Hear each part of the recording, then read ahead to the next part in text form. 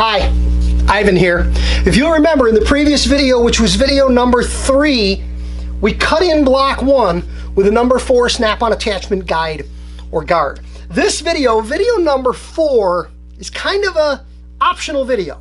You can either do what's in this video or you can skip this step in your 2-block haircut depending on what your finished result and design objectives may be.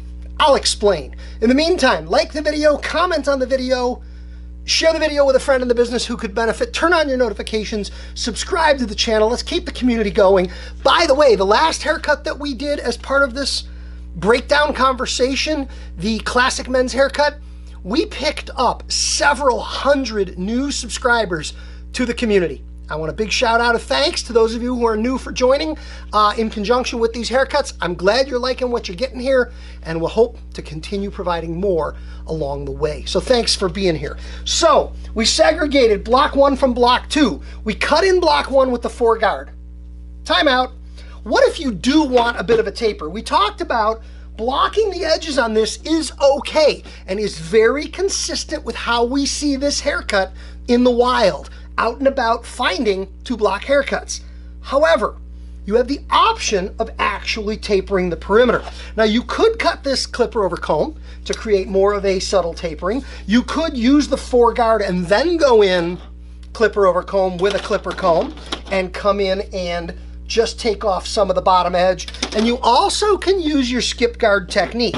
So if I use my 4 guard, I can skip my 3 guard, I can go to my 2. Again, optional interpretation of the haircut if you wish.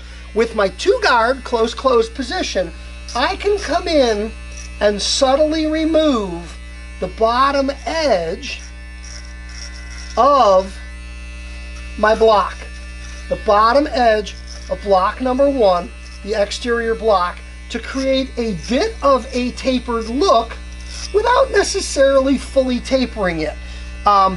Between you and me, I would probably do this if I was cutting a 2-block on a lot of paying customers. I would probably feather off the bottom edge. I used my 4, I skipped my 3, and I'm feathering in the bottom edge with a 2. Now, 2 guard concept holds, or skip guard concept holds, that if I use my 4, I skip my 3, and I use my 2, if I have a little bit of weight between my 4 and my 2, I can and I would go in with the guard I skipped, with the intermediate guard, with the 3 guard, just to make sure that I had a nice smooth transition. Just because we want some efficiency and just because we want this to be a little bit blockier doesn't mean we want lines or marks or inconsistencies in the quality of the overall finished look. So if you're going to choose to subtly feather in the bottom with a number 2 guard. Now remember, instead of a 4, if I had started with a 3, I'd skip my 2 and I'd use my 1 and I'd go back to my 2 for any intermediate blending.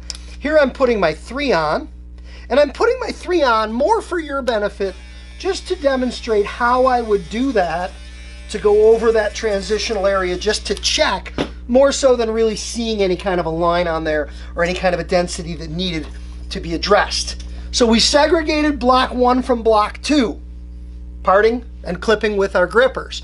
We cut in block 1 with our 4 guard, and in this extra step, we feathered in the bottom edge with a 2. You can do that, or you cannot do that, and you could move directly on to the next video, which in my list is video 5 coming up next. See you in a bit. Thanks for being here.